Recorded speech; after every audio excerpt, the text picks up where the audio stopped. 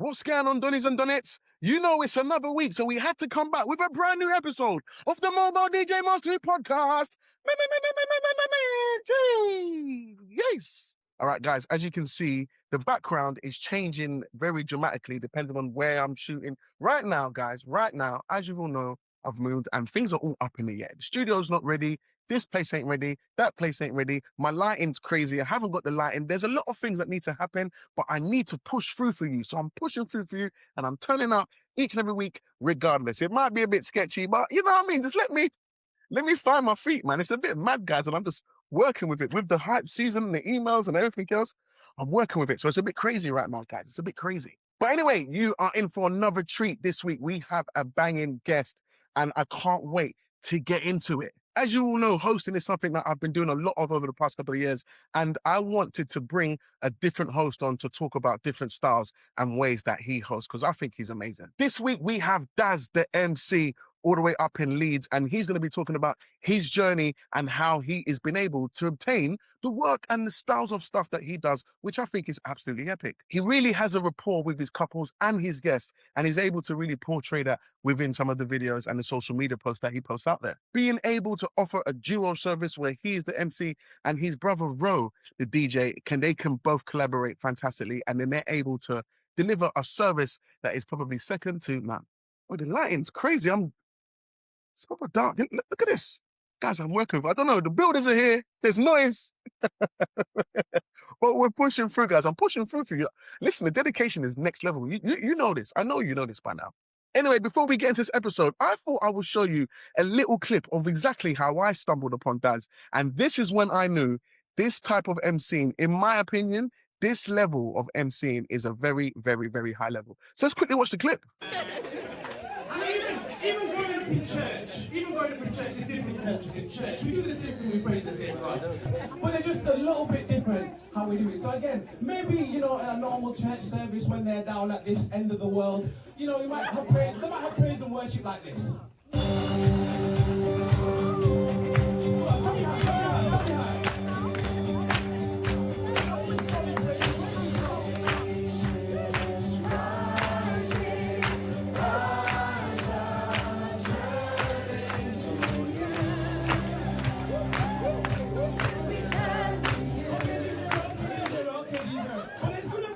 Nathaniel's going to say, son, daughter, you need to know your roots. And they're going to bring him up to Leeds. And we're going to go to the New Testament Church of God. And they're going to hear a song like this.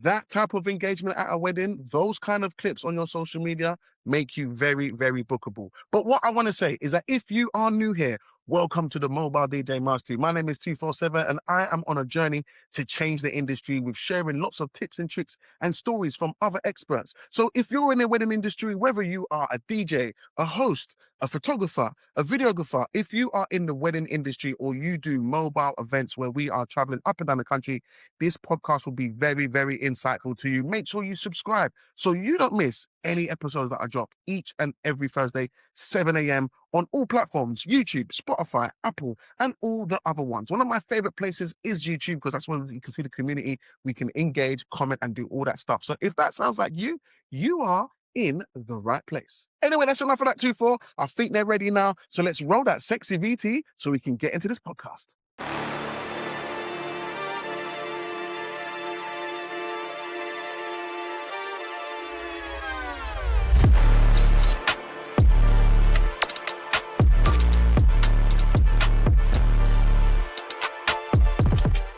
Oh my days, guys. Look who I have beside me. Oh my days. It's Daz the MC, the one and only. Come on. Big man, what are you saying, my guy?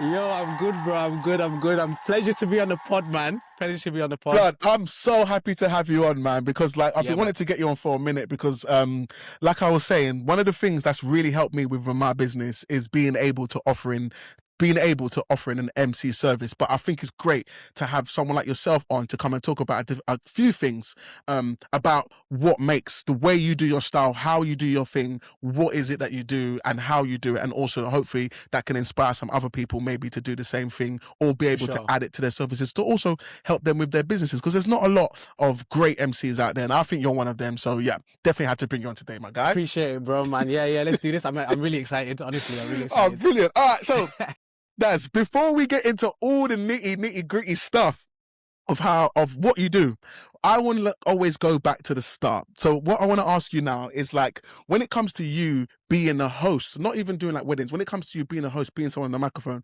when did this all start? Was it kind of like an always thing when you was like the joker in school? Was you even an MC? Was you a rapper? When did this microphone controlling stuff kind of start for yourself? Bro, if I could tell you, I wish, like, it's not a straightforward question. I like that. That's good. Let's dig. It's not a straightforward question. And it shouldn't be. It shouldn't be. I've thought this to myself as well. Like, when did this start? I don't think there's been like a real start. I think it was like a progression of a few things. Okay. That when I got to host, it was like, oh, this is easy. Oh, this makes sense. If that makes like, so yeah, I was always a fun guy in school, right? Yeah, I was always, a bit of a joke and whatever else like that. But I think what really did it for me when I really look back is I grew up in church. Okay. Right. So, I was, we have concerts, there's birthdays, anniversaries all the time. And it was always like my mom or my dad who would be running these events. They would always be asked to be the compere at a birthday or anniversary. So I was really used to seeing good hosting at concerts. Who was that coming from? Was that from your mum and dad hosting or from other hosts? Both. So my mum and my dad are both really, really good compares. And then I would go to there's a thing in our church called like a national convention where all the churches would come together and they would have a concerts. And I was always really looking forward to like the in-between bits of the acts, like who's going to win a free t-shirt or, who can sing this song or like, just the crowd interaction sides of it. So I was really used to just being around events where there was someone interacting with a crowd. And I really enjoyed the aspects of the events. Mm-hmm. Now, I think coupled with that as well, being comfortable around different people, I grew up playing basketball as well. Okay. So basketball, you see all types of people, black, white, Indian, Asian, there was people older than me, people younger than me. And when you're playing basketball, it's a team sport, so everybody needs to be together. So if, let's say you're losing, you need to bring the energy up, right? Like, come on guys, let's go, let's do this. So there were so many different aspects of just things that when it got time for me to go in front of a mic, everything just made sense. Mm-hmm. So I can't really pinpoint one thing that was like, yeah, actually this all kind of made I can't really pinpoint it, but I think just an amalgamation of me being around different types of people, different types of events, and just enjoying being fun, being vibes and having energy. It kind of all when it got to the point where someone was like, you could do that, I was like, all right, cool. And then it made sense. Okay. So when was the first time, so when you was doing the church stuff, did you ever get an opportunity to be a compare? Did you ever get the opportunity to grab the mic? I know you was watching it a lot, but did you ever get that opportunity in church? Yeah, for sure. So there's two opportunities that I have to mention here. So my first ever comparing thing was actually in America. Wow. So I was about 17 years old. I went to go spend the summer with some family in America. And while I was out there, they used to bring me to like a church youth group kind of thing in one of my auntie's churches. And they were having like a big conference, like a similar thing. And they had a concert type of it. And they wanted one of the young people to host the concert. They wanted a guy and a girl to host it. So I'm just there chilling. Like, I don't really know anybody. I've just been here for like the last 3 weeks, kind of getting to know people. I'm out in the next 2 weeks because I'm going back because school starts and everything like that. And someone just goes, "Oh, Darius, why don't you have a go at being up here?" And I was like, I'll try anything. So I kind of went up there and I just started, I was like, "Come on, everybody make some noise." And everyone was like, "Ooh." And I was like, "Listen, guys, I did not come all the way from the UK to hear this dead. All right. Drummer, start drumming. Keyboard player, start playing. Everybody make some noise." Everyone's like, "Woo!" And then, I kind of ended up hosting that. Okay. Hosting their little concert part, which was funny, which is hilarious. I still talk to some of the people about it today. which is funny. So that was years ago. But again, 17. I was Okay. 17, about 17, That's 17, good 18. confidence for a 17-year-old, man. That's I good. would just be, again, that's what I'm trying to say. I'm jovial. I'm a bit of an idiot. You get me? But I just like to have fun, and I like other people to have fun and enjoy themselves. Yeah, as well. yeah. Now, the second part, which kind of cemented the hosting, that was just a bit of a banter. But the second part that actually cemented the hosting was, so we had our national youth convention. Right, so all the churches from Leeds, I'm from Leeds, Manchester, Birmingham, London, all the churches, they come to a conference centre in the West Midlands, and we have our convention, right? Okay. And on the Saturday night there was a thing called Praise Fest, which was the concert, right? So all through me growing up and going to this thing, there've been good compares, and I'm like, yeah, cool. This particular year they didn't have a compare, and there was just somebody on the microphone saying, next up we have so and so, and then they come on and perform. Next up we have so and so come and perform. And when I tell you, it just sucked the energy out of the room. Yeah, when that person Sucked the came on, energy it just out went flat. Yeah. Yeah, because they've not had no introduction. There's not been no crowd. You know what I mean? There's nothing to kind of Build the energy. tie the gaps, right? So I took to Facebook, as you do when you're 19, and said that was basically, I said it was rubbish. Yeah. Wow. And then somebody commented, was like, oh, well, why don't you do it? And I was like, all right, I'll do it. No problem. And then I did it, and yeah, it was amazing. It was really, really good. Like, I had a good time. Me and another co-host did it, and then I did that for a few years, and that's kind of where the hosting kind of things really started.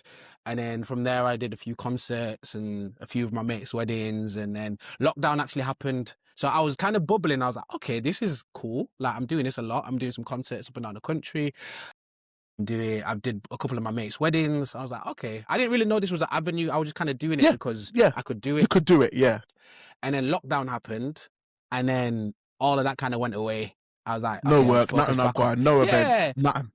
And because I wasn't really thinking about it as a potential career path or another stream of income, it was just like, okay, whatever, it's fine. Yeah. I just focus on what I was doing before, which was, you know, I do fitness instructing. I done sports science at university. I was like, let me build that side of my life. And then I was looking to get married and all that. So it just kind of went out. So I don't know if that answers the question, but yeah. No, it does. It does. Do you know what I love is that, like, almost every single guest I have on here, they always speak about lockdown. Lockdown was a pivotal time for so many creative industry people that work in anything. I think depending on what you're doing, especially if you're a creator, a lot of things, even though lockdown was a terrible time for a lot of us, like it was like you said, there was the uncertainty, the not knowing, similar to like what you're saying, it went away. So it was like, okay, let me just focus on something else. And if you stayed on that trajectory and didn't come back to it, you wouldn't be you wouldn't be doing what you're doing today. Do you know what I mean? But I think the lockdown shift helped and catapulted so much people's lives in many different ways. Even though it was very negative, a lot of positivity came out of it. So I'm glad that you mentioned that, because a lot of, like you're saying, a lot of change came from there. Can I just ask you that? So you said that when you did that thing in America, it was 17. Then you did the convention, the massive convention. You was 21, did you say? About 19. I feel like I was 19, 20. 19, 20. Okay. I feel like I was still in uni when I did the first one. And how old are you now, Daz? I'm 33. Okay. So then lockdown happens, and then you say focus on whatever you're focused on. When did you then come back to it? How did the shift go from lockdown? Okay. So just before lockdown, I was working with one of my friends, and she had a YouTube channel called Urban Soul. She doesn't have it anymore. She works for Channel 4, so big up. Nice. Olivia. She leveled up. Yeah, right. So, but we were doing some stuff. So what was her name? You was going to big her up. What's her name? Olivia. Big shout out to Olivia, man. You're doing big things, girl. Yeah. And she had a YouTube channel, and she did like stuff where she had like people come on and answer questions and present, essentially. And she'd been saying for ages, like, she worked at somewhere called Made at first. It was Made TV. It was a TV program. She was been saying for me for years, Darius, you'd be an amazing presenter. You need to apply for this job and be da. She's like, I'm gonna get you on my YouTube channel, whatever.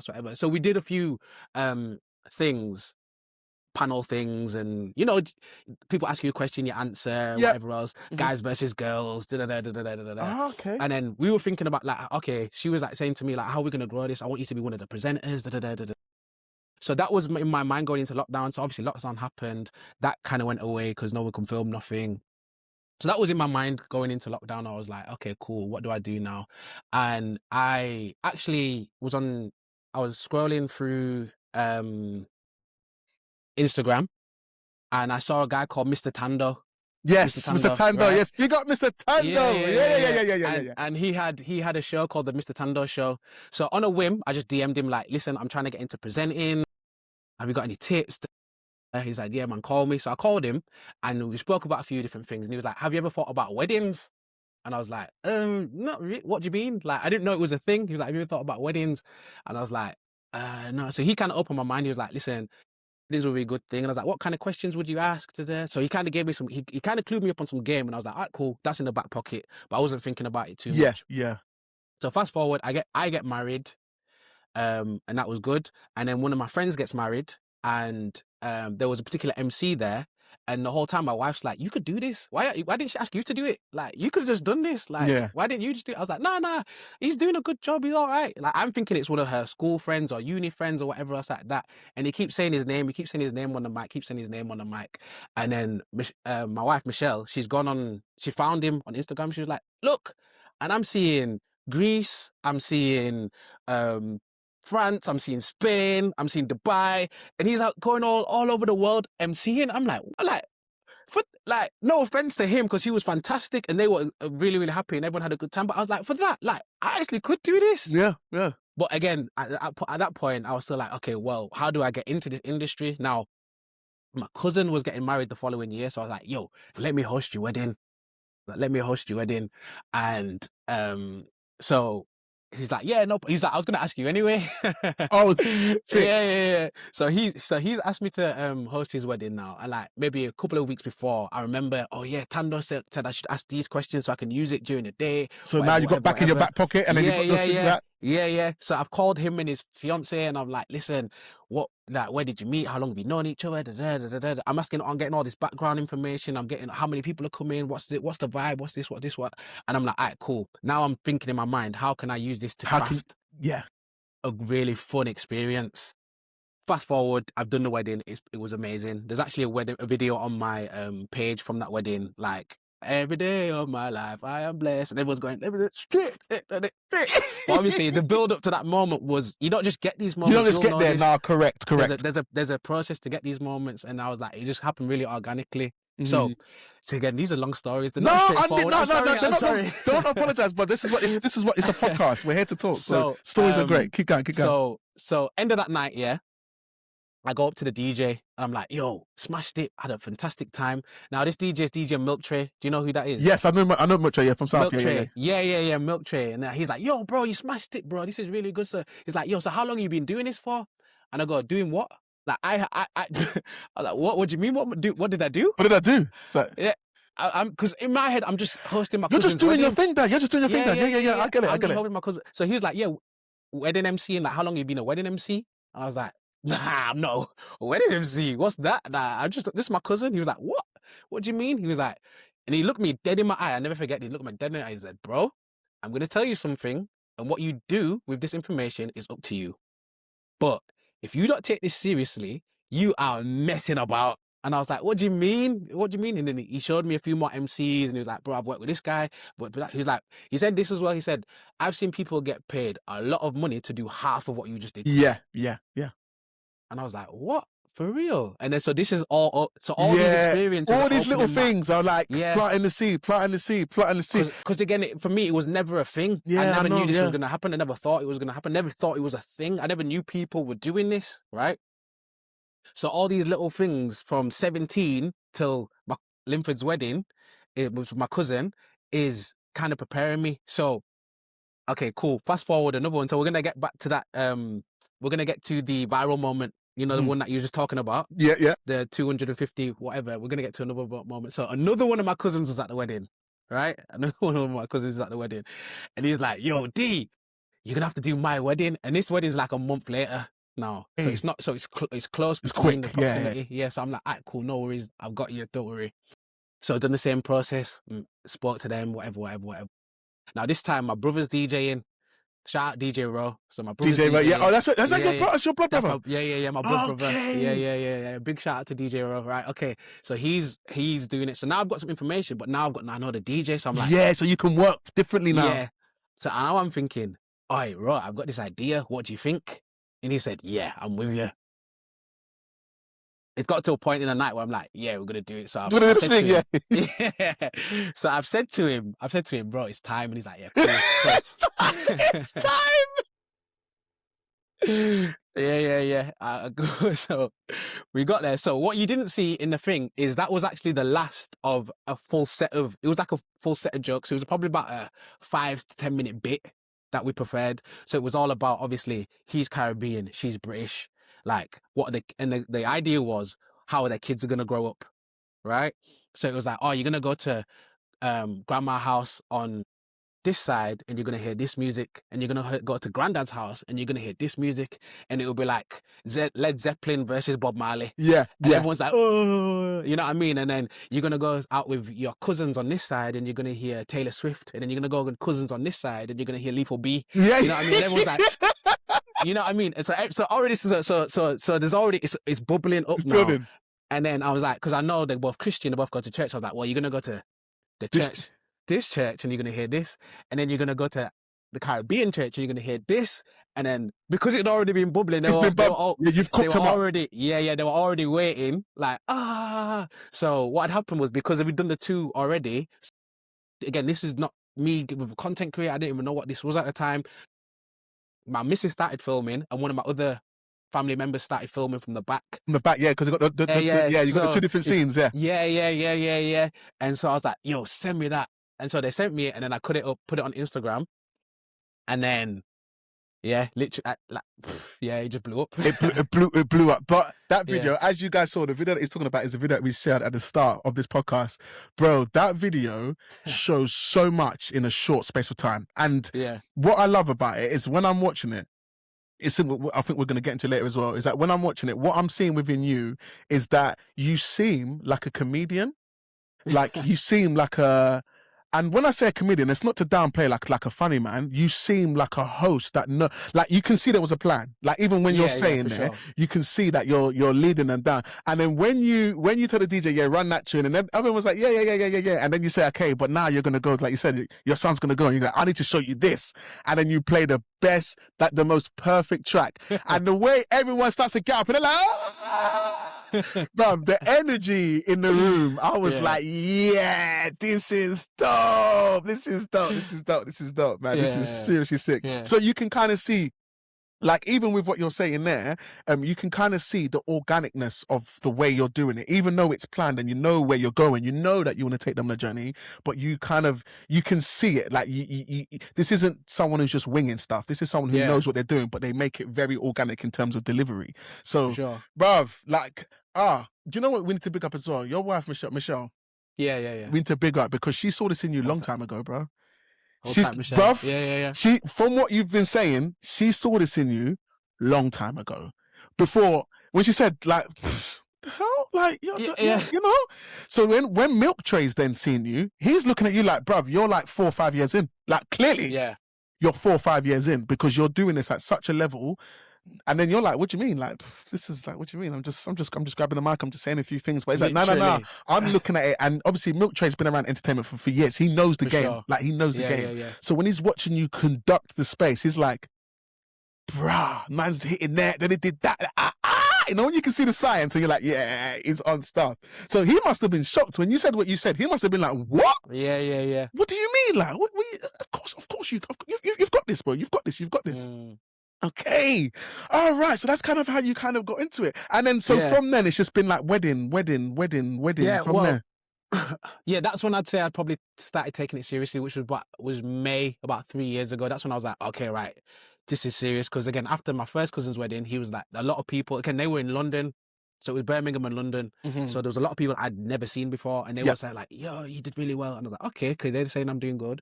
All right. And then and this one was, so Nathaniel, my cousin's from Leeds, and that was all the way down in like Brighton, Bognor Regis area. Right at the bottom. So people who I'm not meeting is saying, yo, you're doing a fantastic job. So I was like, okay, let me take it seriously.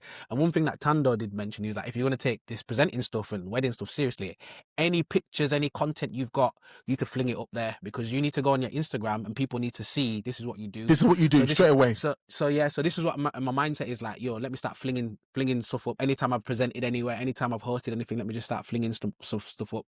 So I'm already kind of starting to put some stuff up. Then I put on the video you're talking about, and then I'm getting DMs like, oh, where you based? What's going on? Like, I'm doing my wedding. I'm getting married this time. I need you for my wedding. Da, da, da. And I was like, oh, so literally, I'm laughing because I never expected that video to go viral.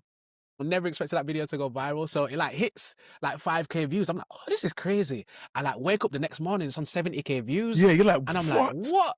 And then it's keep on going. And then my cousin Nathaniel calls me like the next day, like, yo, we went viral, bro. Yeah, he's like, bro, look at the views, cause the video's got mad. And you're like, bro, that's crazy. That's your wedding, bro. Trust me, he's like, look what it is. It would be me in it. Only my wedding. Like, so we're having banter about that. And then even the artists who are in the song, they comment on it. Like, some people are tagging the artists of the two songs and they even comment on it. So it's going crazy. So it's funny that like that next day when it starts really climbing, because you'll know how these things go. Sometimes it starts off and then it'll go from like 50K to 70K to 90K to 100K. Yeah, and then it just jumps. Yeah, because the more numbers, algorithm. it attracts more people because it's That's now. it. Yeah. So now I'm getting DMs, bro. I changed my bio to wedding MC. I changed. I put a link in the bio for a questionnaire. Like, because the DMs are too much, and we need to kind of funnel them somewhere. Yeah. Because I'm not thinking about it seriously. Like, so from there, that's when I kind of started processing and going from like, okay, cool. Let's kind of systemize this a little bit. Yeah, let's streamline. I mean? Yeah. And then I got my first couple of weddings, and then I haven't really looked back since then, if I'm honest. Sick. But that video definitely played a big part in it. Ah, massive. And I think that video will continue to. Like, it's one of those, it's evergreen. It will continue to. Anyone who, and especially if you understand like the science of what you're doing there, you're doing multicultural. So you've got two different cultures there and you're gelling them together. Sure. That in probably one of the best ways. You're doing your hosting style, but also you're introducing the music and being able to play off what's going on in the wedding and using that as like a catalyst for entertainment. Do you know what I mean? 100%. And you can even see the way there's one woman, the way she gets up, you hit her there. You know when she's like, the way she got up, she was like, nah. But you'll know this as a DJ, bro. Yeah, 100%. You'll know this as a DJ. It's not just about the sorry, someone's calling me. No. Take the call. It's fine. I can edit. It's calm. That's cool. It's cool. I can talk to them another time. But you'll know this as a DJ, bro. Like, it's not just the song that you play. No. It's the drop. It's the drop. Tension. And the time. It's and the the mix, build. It's everything. You know what I mean? I always say, like, a good art is it's tension. You go build it up and release it. You know what I mean? It's like watch.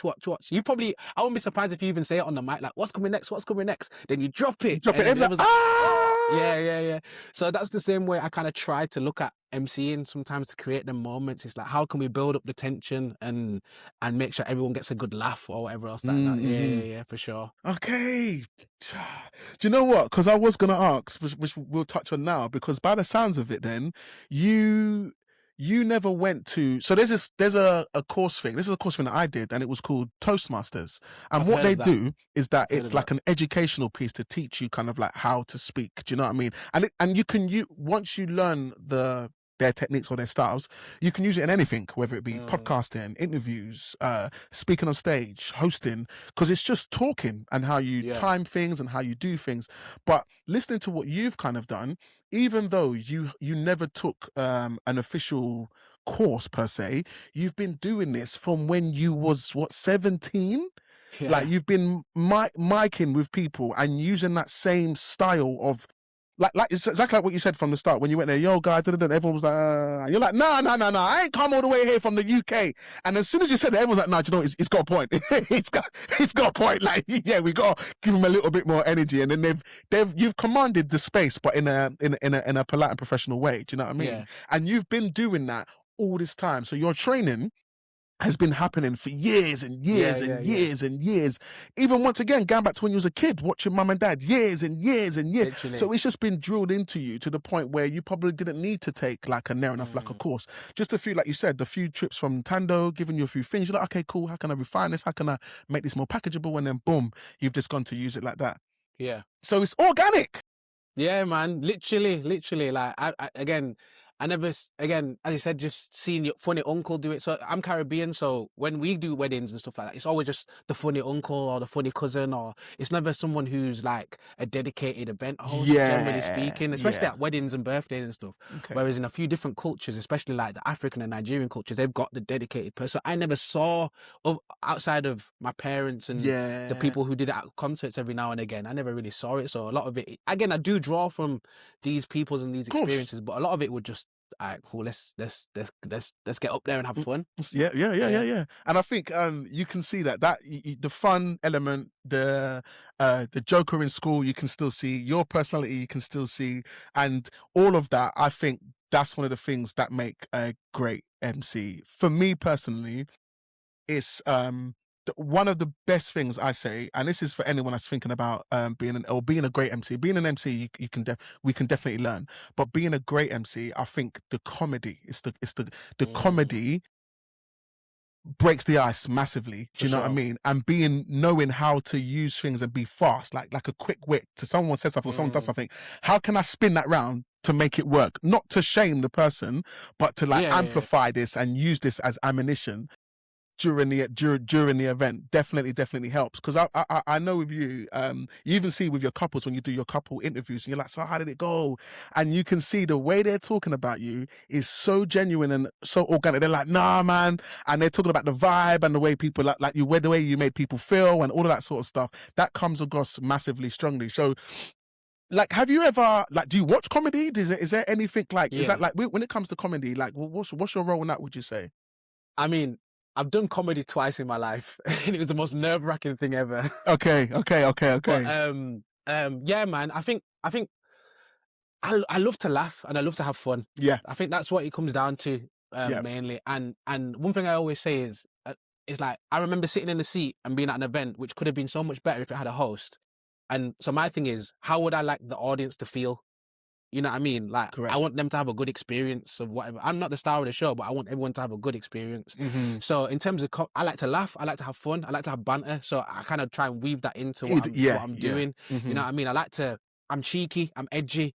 You know what I mean? But but all in a fun way. In a fun, controlled way. Yeah. Mm-hmm. So in terms of comedy and stuff, I feel like when I started taking it a little bit more seriously, I've always loved comedy. I love, Lee Evans, Cat Williams. Everyone was big on Cat Williams back in the day. Dave Chappelle. All these guys, even some of the British guys, obviously your Moz, your Slims, Babatundes, Eddie Caddies. I love all them guys, you know what I mean?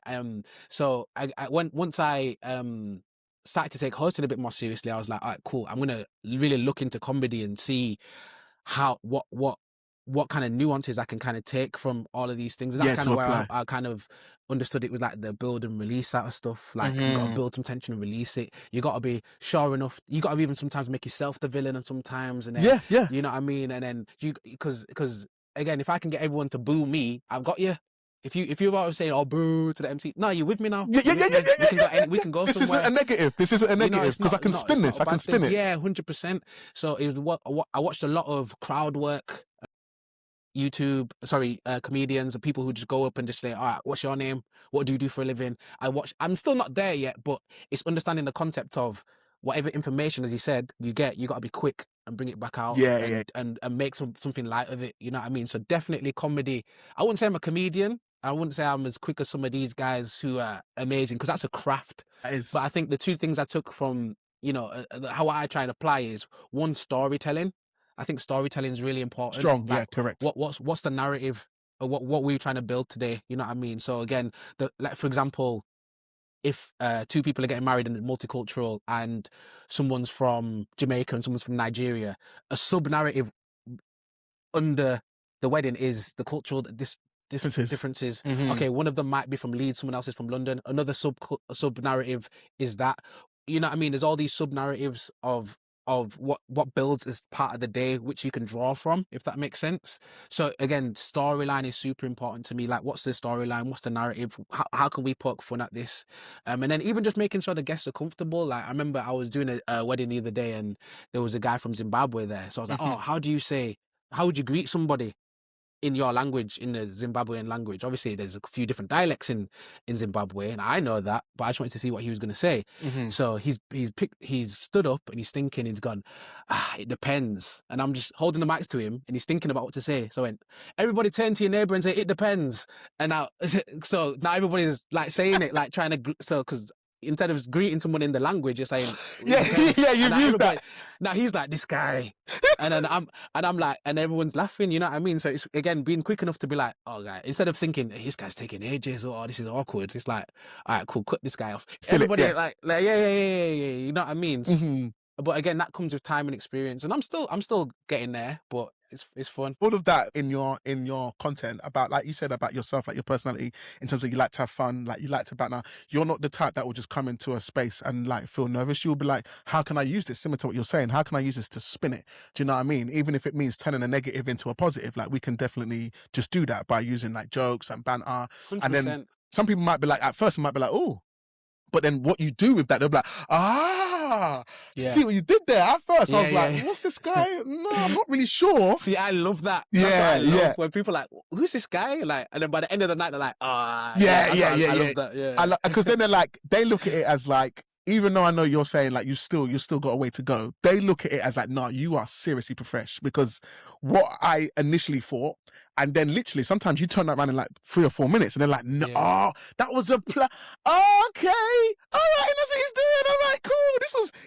That was meant to happen for this now to lead into where it is, like you're saying, the tension. I love that phrase that you're using about tension and release. Mm-hmm. I've never thought about it like that, but yeah, there's a lot of tension and release, especially like with DJ.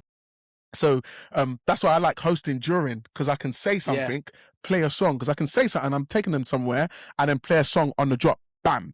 And the room erupts because of what you said just before, and then boom, you 100%. play that. Yeah, do you know what I mean? And then you build them up to another place, like once again with the music, and then drop that. When you're dropping that and that, everyone's like, nah, this guy is just like, got them in your hand.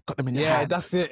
Yeah, you know them ones. Yeah, that's the best feeling. That feeling alone, when you've got them where you want them, and now there comes a point where you can't do nothing wrong. Like even if you trip up or fail, they don't see that. They just see the you're sick, everything's planned. You're like, nah, that last bit I just said I've kind of flopped that, but they're like, nah, I just see the star now. I've just seen the guy, and I'm with you. Anything you say, anything you tell us to do, I'm doing it. You tell us to jump, we're gonna jump, and we'll jump with a smile on our face. We're not gonna jump like, oh God, this guy. No, yeah, we're gonna do what? Get up here. Okay, cool. Yeah, I'm getting. Yeah, 100%. Oh man. 100%. All right, Daz. Another thing I see is that I see like you're really similar to like what you're saying. Like you're really big on faith, and I love that. Like you use that. Like you even showed a video where like you kind of like pray before you even get into one of your events. You do that. 100%. Is that something that you do all the time? Is that like obviously that was a clip that you put on your? But is that something that you actually do? Yeah, man. I remember one of the first weddings that I did that was a stranger. I called my mom. I was like, Mom, could you pray for me? Like, I'm going into this. Because me, how I am, I don't want to go in my own strength. You know what I mean? Like, I want to go in God's strength because he knows everything. So he might just drop something in my spirit and that joke might go crazy. Yeah. In that moment, you know what I mean? Because I might plan something and then it flops. Yeah, it doesn't go to the way you exactly thought it was going to go. Yeah. And then because I'm still learning how to flow with things, if it goes left and I don't know how to bring it right, that's somebody's wedding. You know what I mean? So I always pray like, because I don't want that to happen. I'm like, look, God, just kill my flesh. You have your way. Let us have a good day. You know what I mean? Like, yeah. So 100%. Yeah, you can see that with faith, and with your faith, you're very strong in it. And like you said, even from when you've come up in it, it's kind of been a natural part of your life all this way. And I feel like when it comes to weddings, especially when it comes to Caribbean and also African weddings, faith is massive. Like they use it massively within a lot of cultures and weddings in general.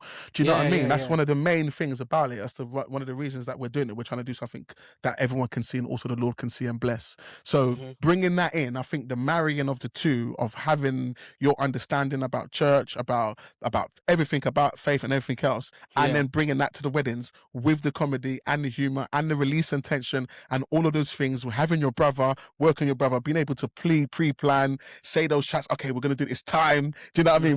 We're gonna do the thing. He's like, yeah, I'm good, I'm ready. I think that gives you a second strength. Like, it's like you've always got someone there with you that's got you in a different energy, not in the physical energy as in yourself, but there's another essence of energy 100%. carrying it through and pushing it all through and making sure 100%. everything goes well. So Mm-hmm. yeah, big up.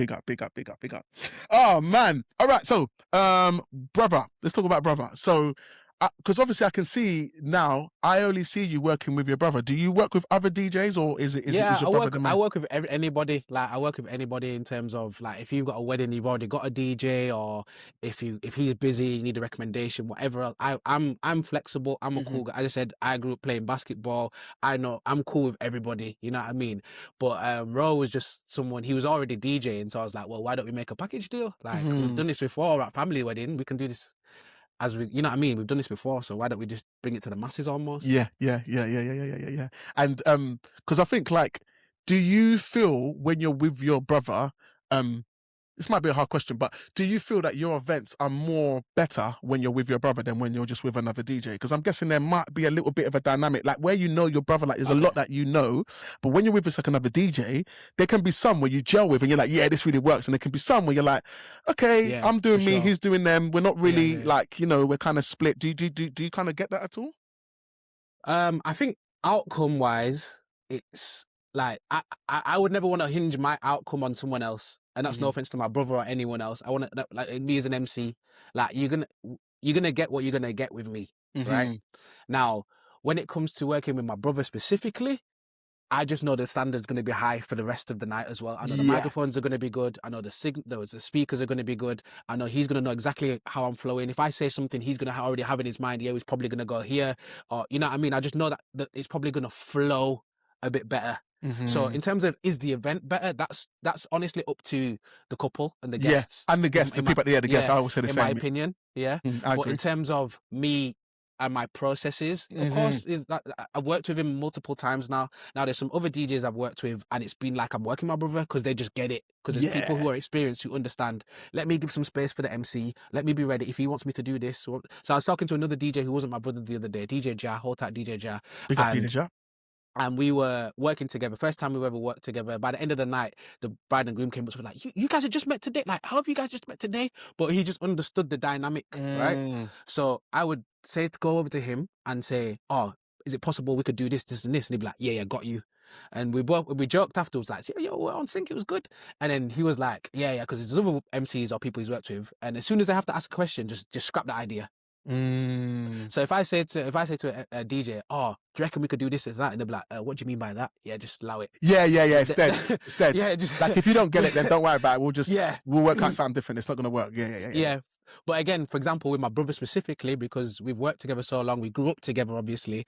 Like I can say 5 words and he's kind of understands about 80% of what I'm trying to Yeah. You know what I mean? So I said, when it comes to and it works the other way as well. Like, I know he's gonna I feel like DJs have got their anchor points, right? They've got particular songs that'll normally go into this song, or if they're trying to get into this genre, they're probably.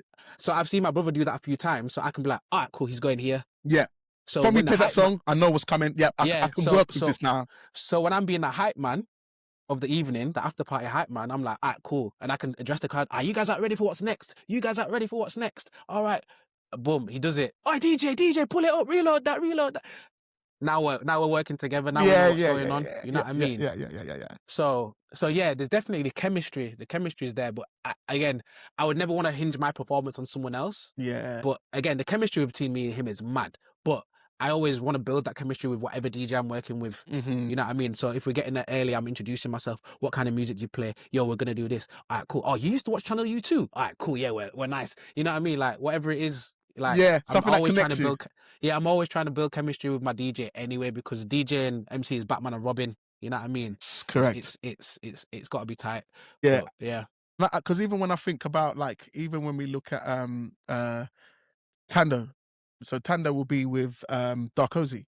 Do you know what I mean? Yes. And they've shelled some weddings. They have shelled some weddings. And I think they've got a very similar chemistry as well, because they do a lot of banner on their stories and they're tagging people in and they're dissing each other. So you can see the compadre between them. But then when they come to deliver, once again, 10 out of 10. Do you know what I mean? See, they're the blueprint, really.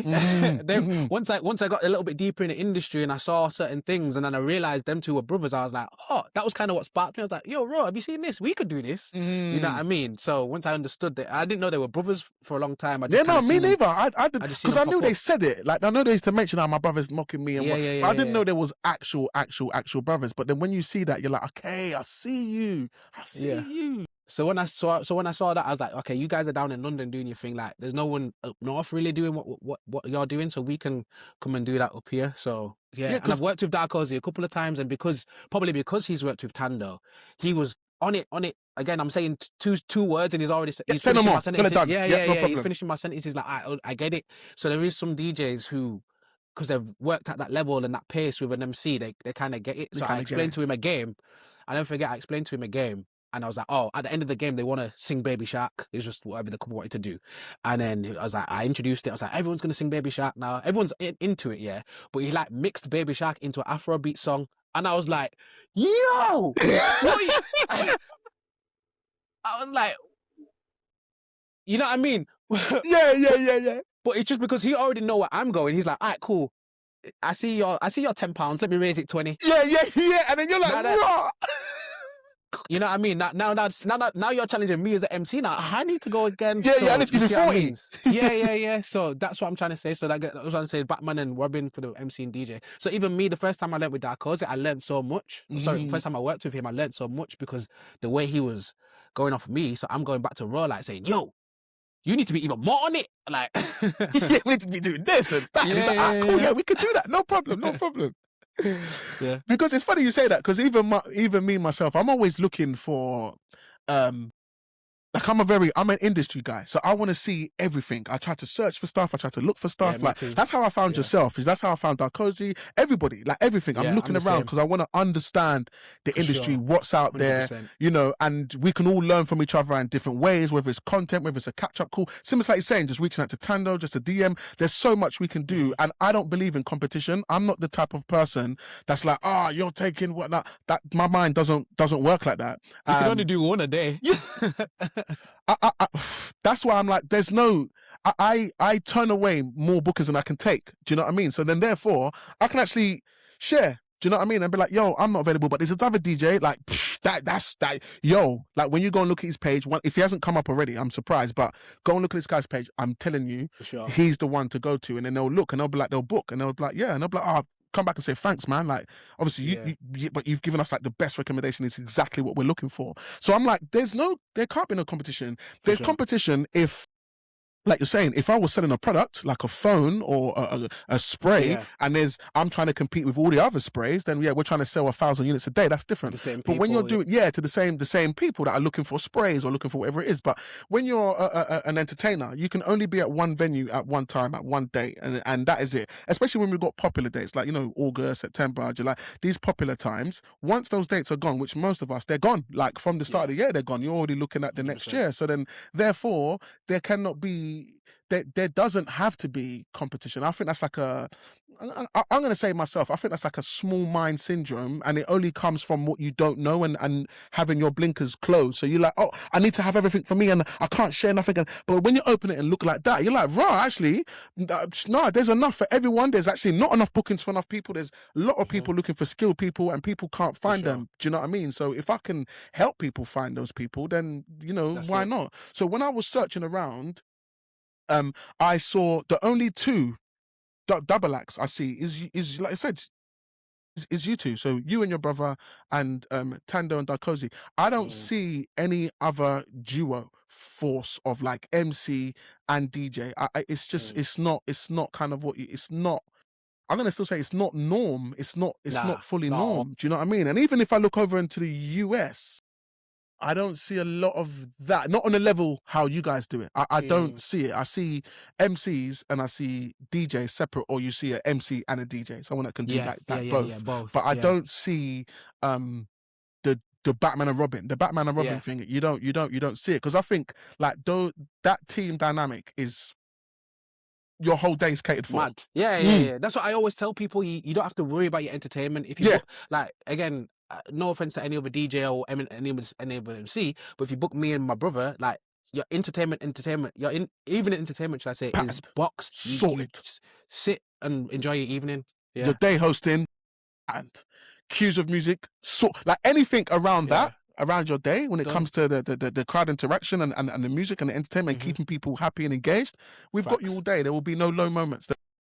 That's not part of your thing. Do you know what I mean? Yeah. Yeah, big up on that. Big up on that. All right. So I know we was talking earlier, and we was talking about, obviously you've got you're a family man, you're a dad, or also does. Yeah. So let's talk about the kids dynamic. So what ages are your kids, my man? So I've got 3. I got my baby girl who's 3, and I got 2 twin boys who are 2. Mad. So you've got 3 kids under 3. Yeah, bro. Wow. It's crazy. That's a lot, bro. That is a lot. Mad. So with that, one of the things I always like talking about is being a parent and being in this industry as well, and how you juggle all of that type of stuff. So in terms of yourself, how do you juggle? Because I'm guessing, are you full time now, Daz? Or do you still have a part-time? No, I'm still part time. Yeah. I'm still. So I do wedding hosting, and I do fitness instructing, like my personal trainer as well. Okay. So personal training might be a bit different because you're not doing like 9 to 5. You're doing this clients and stuff. So it's kind of okay. So that might work out pretty well because it's like a field of two. But still, you're very busy. You're very busy in all the things that you're having to do. How do you find yourself, you and Michelle? How do you find both of you? How do you make that kind of work between the two of you? I think it was just having a conversation of like time, really, like and just understanding. I think she always kind of understood that my time isn't going to be linear as being a PT. So I'm going to be out in the morning, and I'm probably going to be back home late, because that's when people generally can train. Yes. So that was already a precedent in the relationship. Like my time isn't going to be linear, right? I might have some days off. I might be home at lunchtime sometimes. Like my time's going to be all over. But I'm always working. Yeah. Does that make sense? Correct. Right? Yeah. So that already was the precedent. We never had a set schedule. Kids come into that, obviously, pregnancy, recovery, maternity, and all that sort of stuff. Again, luckily, because I was a PT at the time before I went, I was a bit more of a busy MC. I had a lot more time, and then the MC and stuff started came, and she was really supportive because, well, she couldn't not be. She was the one who told me to do it. What, she told you to do the PT stuff? No, the MC stuff. Oh, the MC stuff. Okay. Yeah. She was the one who was like, you could do that. So she can't then now say, nah, I don't want you to do that. Yeah, it's not really working. The timelines are a bit jaded, I don't really know about this. Yeah. So she actually came to my first one, like that was far. Like we went to Kent. Kent was my first like far one where I stayed overnight and stuff. I was like, whoa, these guys are paying me to speak in front of people and they're paying my hotel. What? Like, yeah, I'm a travel and everything else. That changed. So she kind of came with me to see what it was going like, and she was like, all right, cool, I see what's going on. Like, and then she was just real supportive from there.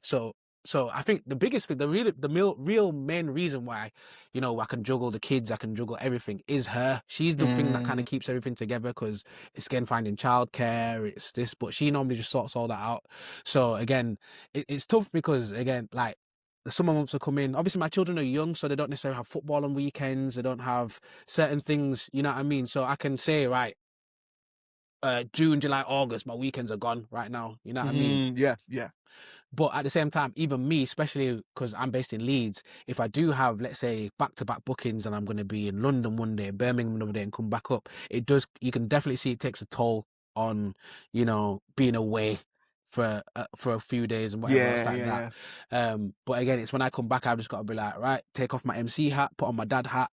Okay, where's the nappies? You know what I mean? Like, where's the nappies? You get me?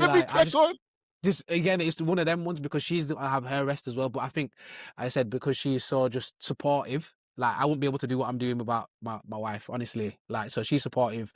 But yeah, but again, because of my schedule now, I've got a bit more time in the day. I went to go take my daughter to go see Gabby's Dollhouse live yesterday. You know what I mean? Because I'm not working a 9 to 5. I can take some time out and be like, all right.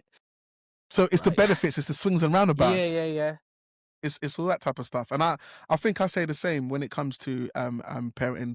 There is times when we're taken away, like you're saying, summertime is peak as well. So when the summertime kicks off, that's when they're going to be at home most of the time. And then you find yourself, you're up and down the country, traveling, doing events. So it can be difficult. I always try to show people, even though it is hard, I think it's the hardest when you're in your first year or two. Like when you're in your first year or two, like hustle, I call it hustle mode, grind mode, when you're trying to get up, you know what I mean? Social media, marketing, you're trying to get all the bookings you can. You're taking some jobs that maybe, might not be for you, but because you're trying to build your XP points or whatnot, Grafting. you're going out and you're getting it. But I always try to like mention, because it is difficult. And then I love what you said there about taking off your MC hat and putting on the father hat, because the MC hat needs to go off, and then you need to just be your dad to the kids. They need to see you and be present with them and things of that nature. So I'm a big fan of, when I'm working, I'm work hard, I go hard, emails, all of that sort of stuff. I like clients, content, replying to messages, replying to comments, like I'm 100% devoted. But once my kids come, because we've only got short windows of time, so I've got a 5-year-old and I've got a 2-year-old. So once my 5-year-old comes back, I pick him up. I do most of the school runs, because my missus, she works in the city, so she's off in the morning and comes back in the evening. She's got a couple of days where she works from home. And then when she's in, I'm doing the drop off, I'm doing the pickup, I'm doing the whatever it needs to be done with the kids. And then I look at that time as that, when I'm doing that at that time, I need to turn off. I'm not going to be the social media guy. I'm not going to be the DM. I'm not going to be the email. I'm not going to reply to you quick. I'm not going to do any of that stuff, because I really want to be, that's one of the reasons why I went self-employed and doing the work that I do, because I was like, nah, I got to make a decision as to which one, because I used to work in schools. So I will be doing the school work from, I used to be a counsellor, and I used to work with different schools, and I'll, once again, same, leaving the house at like, 7:45, getting to school for 9, whatever, finishing at 3, 4, coming back at 5, 6. And then I'll get these small times with my kids. I'll get like half an hour, and even that half an hour, it's bath, bed, change, it's routine. I'm like, nah, I don't want it all to be routine. I want some fun in there. Fun that time, unstructured, just, sure. whatever it is may be. So then, now being a self-employed, I find it easier to, like you said, take the hat off and put the hat on, and then be focused and be fully present. And then once they're in bed, boom, the businessman hat goes back on. Okay, let me crack on with the to-do list. Oh, there's 2 emails outstanding. Yep, reply to them. Sorry for responding. And I like to kind of show it as well a little bit on my content. So I let them know, like, look, if I don't reply to you quick, or you're waiting on me, it's not that I'm airing you. It's because priorities, and it's a one-man band at the moment. Hopefully that will change. Hopefully one day. And that's hard. It's hard though, because obviously if you're on your phone, the email's there, the WhatsApp's there. It's there. It's hard. It's hard, and then you find yourself, you're just doing this. And I remember there was times, especially once again in grind stage, when my little one was, he was really young, and he'll be like, Daddy, like, let's do this. And I'm like, wait, son, I need to. Because in my brain, I'm like, I can't do that, son, because I need to do this, because I've got no other job. This is it. This is the only income. If I don't bring the income, there's no other second stream, third stream, fourth stream. There's none of that. So I need to. But now we've got to a stage, like gracefully, we've got to a stage where, work is coming. It's the business is running itself. The social media is doing the work that it needs to do. And I can be like, no, do you know what? If I miss a booking, or if I miss something, or if I'm late, it's not the end of the world. No one's going to die. Do you know what I mean? And then it's a bit more able to function that. So I want to say, once again, big up Michelle. Michelle, you see you, yeah? You are a gem. Like, in what everything Daz has been saying, he wouldn't be able to be, or wouldn't be. You motivated him, you support him. Michelle? That's it. All those couples. That's why you got to get the right one, This is another thing I was going to go to. I always say it, Daz. And I say to anyone, if you're a DJ, if you're an MC, if you're anyone, now we're going to go to, if you're trying to do something within your life, and you have a partner and they are not supportive, I'm going to say to you now, you have to make a decision whether you want to give your dreams up. But if you do give your dreams up, there could be resentment later with your partner, or find a new partner. Facts. If it wasn't for Lucy, I couldn't do the stuff I did. Hold tight, Lucy, man. Hold tight, Lucy. If it wasn't for Lucy, I couldn't do. I couldn't. But then at the same time, we complement each other very well. So she's able to go and do a lot of things where I'm like, yeah, no, man, of course I'm having the kids. I'm not one of those dads that's like, you're going where? No, I'm going to go and show. I'm going to a concert. I'm going to a work due. I got to go to fly over here to go. Like, go. I'm doing full time. I'm doing that, bro. They're here, bro. They're right here, bro. Like what? If I open this, bro. What? It's real. Right in there, bro. Can you see the pampers? Yeah, I see the pampers. It's real. It's real. Do you know what I mean? And I think if you're gonna go into this, especially like a lot of people that listen to this podcast want to be successful, they want to do more, they want to drive. If your partner doesn't support, not only is it going to cause issues at home with your business and the things that you know that you have to do, if you've got someone who's looking at you like enviously, like, oh man, you're always working, you're always doing this, it's not gonna, it's just not gonna work. You have to hopefully have someone beside you that supports you in times when you, because it's business is up and down. There's times when it's all going well, and sometimes it might not look so good and you're a bit worried about things, and you might talk to your missus and she gives you that little sentence that she might give you. You needed to hear that at that time, and it helps you and makes you push through and keep going. So big up to all the business owners that have a supportive partner. I think it's so fundamental, because this is the stuff we don't see. We don't post this on Instagram, Daz. We don't post the stuff that our partners are doing for us. Do you know what I mean? But some of us, we make it easy. People look on your thing and they think, oh, no, man, Daz, he's just killing it, man. He's doing all these weddings, like, he's got his kids and that. He's got the best life. Like, I'm just here struggling. Like, it's not fair. But little do they know. Do you know what I mean? Like, you got to have that support. Got to have that support. Yeah, 100%. Daz, I want to know that obviously being an MC looks amazing, looks fantastic online. I want to know, I'm thinking about the DJs that are thinking about maybe something that they might start dabbling into, whether they want to go and do Toastmasters, whether they want to do a course, whether they want to try and do it similar to yourself. And if they know they've got a bit of a character, about how can they kind of transition and what things to look out for. I want to ask you, in terms of the work that you do, give me like your pros and cons, because once again, everything looks great. Okay.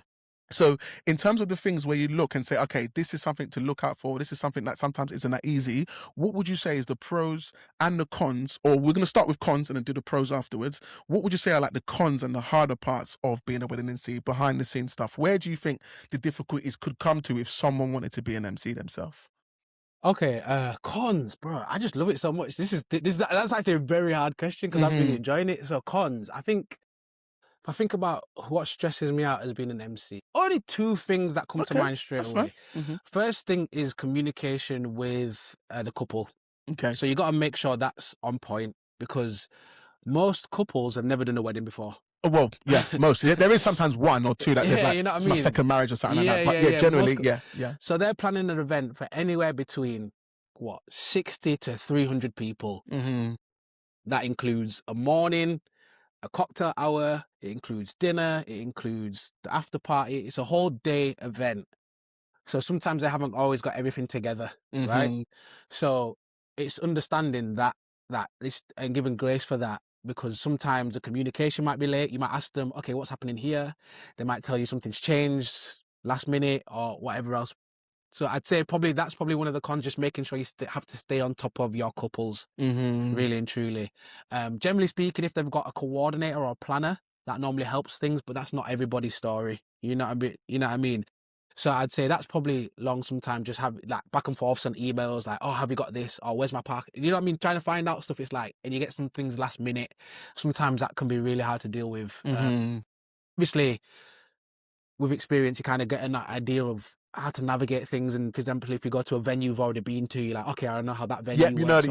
But in the beginning stages, you're just kind of out here like, what is going on? So again, I think getting to know your couple is super important. I wouldn't say it's a con, but if you don't get to know your couple, it can be a con. Yeah, because then you don't know what you're doing. You're going blind, isn't it? Yeah. So getting I guess con is sometimes not getting information and not knowing how to deal with not having that information. Sometimes you get it really last minute. I think second con is probably just time, if I'm honest, like traveling, as you said. You know what I mean? Like, so example, like I'm based in West Yorkshire, Leeds. A lot of the weddings are southern based. Okay. So how far south? How far south do you go? Well, I know you London, go all over. But... I mean, I go all over, but I think the furthest we've been is like Bromley, Croydon, Romford, that kind of area. But that's 4 hours out of my day before I even started. Yeah. Do you know what I mean? And if you're doing the day hosting, you're there from quite early, right? Yeah. So they can be long days. But again, that's just me, just based on where I'm at. Yeah. I'm hoping in the next few years, because obviously I'm 3 years in, so I'm hoping in the next few years I can kind of curtail my audience further north. Yeah, you know what I mean? yeah. But either way, like I'm cool. Like, I genuinely love what I do. So the travel isn't It's not that it's not bad. the end of the world. Yeah, yeah, You know yeah, what I yeah, mean? yeah. But but again, it's not even the travel. It's just the time spent away from home more than anything. Because again, I might have to leave at 10 a.m. and then I don't get back. If I do come back the same night, I'm coming back at 3 a.m. Yeah, and You know that's what I a whole. mean? They connect to you all day. Like this, That's it's it. You done. know what Yeah, I yeah, yeah, mean? yeah, yeah. So I think that's probably a little bit of a con. As well. And what else? Honestly, bro, I'll be honest. There's not much to me, bro. There's not much like drawbacks of being an MC. It's an amazing job, bro. Like I'll be completely honest. It's all just little nuances that you kind of figure out. Okay, I can make this better. Admin, yeah. Well, that kind of goes back to my first point. Yeah, Admin, bro. Like, I hate yeah. admin. Yeah, But same. other than that, other than that, now if I'm honest, that's a hard question. I'd actually have to really go and think about that. So when it comes to like the admin for me is one of the things I'm like I'm not a big fan of sitting in front of a computer writing, texting, adding this and like I that is the part I'm like, yeah, it's not for me. Obviously I use a CRM, which definitely helps, like, you know, customer management system and stuff to help with that and streamline things and make things a little bit easier. But there's still quite a lot of bits that we still have to do, like you're saying, and I think like with myself, when you're being a DJ and an MC, there's a lot of information that you now need to get. That's it, yeah. Because you're getting it from both sides. One of the things that is I find that is kind of good is that when you're doing the DJ and you're doing the MC, you're getting a vision from the people and you can deliver that in the music. So I know when they get me as an MC and to do the evening, I focus less on the evening because I'm like, in my mind, if I get to understand you well, you don't need to give me that. You don't need to give me that. But it's the hosting stuff. 100%. I can use that. And then all of that is ammunition to the point. I don't even want to tell you what I'm going to do. Just give me some of your music choices. I kind of understand, from talking, I know 100%. What you want, but just give me 100%. Your first starts and a couple of bits. But I want to understand you and your guests so I can deliver on the MC. And then the night will just be a doddle. It's just going to be fun. Yeah. Like literally, I'm like, it's just fun. Open format. No problem. Let me do what I'm doing. Using all the stuff from earlier. And then you've got the people in your hands as well because they've got that's what you said earlier. If you get that moment where they're in your hands from 4 o'clock, imagine what it's going to be like at 10. You know what I mean? So hook, line and sink. Hook, line and sink to the point as far as people are concerned, similar to like what you're saying when you've done it and they're like, oh, you was amazing. And you're like, bro, it's only half time. I've only been there for an hour. Like, you ain't even see, I'm warming up. I'm just getting comfy. Do you know what I mean? Yeah, but then later on when you deliver more, then it just goes into a whole nother level. All right. So let's look at the pros because I know there's a lot of pros. I know like there's a lot of pros when it comes to being an MC. But what are the things that you really love? When is the moments when you're like, this is where I was supposed to be. This is what I'm supposed to be doing. When do you feel that? I think the pros is when people are like when you finish a wedding and people have never experienced something like that before. That's probably one of the biggest pros. That feeling of someone's coming up to you. It could be somebody's grandma, it could be an auntie, cousin, and they'll be like, this is the best wedding I've ever been to. Like I've never, I didn't know what to expect at first when they said they were going to get a host, but yeah, you would have got, or how long have you known the couple for? Where did you know them? Yeah, like, and they think that you're friends and stuff, innit? Yeah. They filled out my job form about 9 months ago. You know what I mean? It's like they think I'm a cousin, or they think I went to uni with them, or I work with them, or something. Because you know what I mean, and because I've just integrated everything. You know what I mean. So I think for me, the pros that's the biggest pro that keeps me going. Is just that satisfaction of knowing that I've got the ability to make this bride and this groom and these guests have one of the best days they've an unforgettable day. Yeah.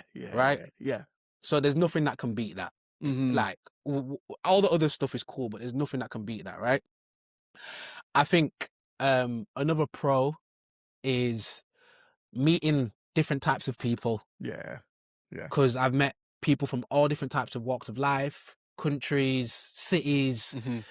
You know what I mean?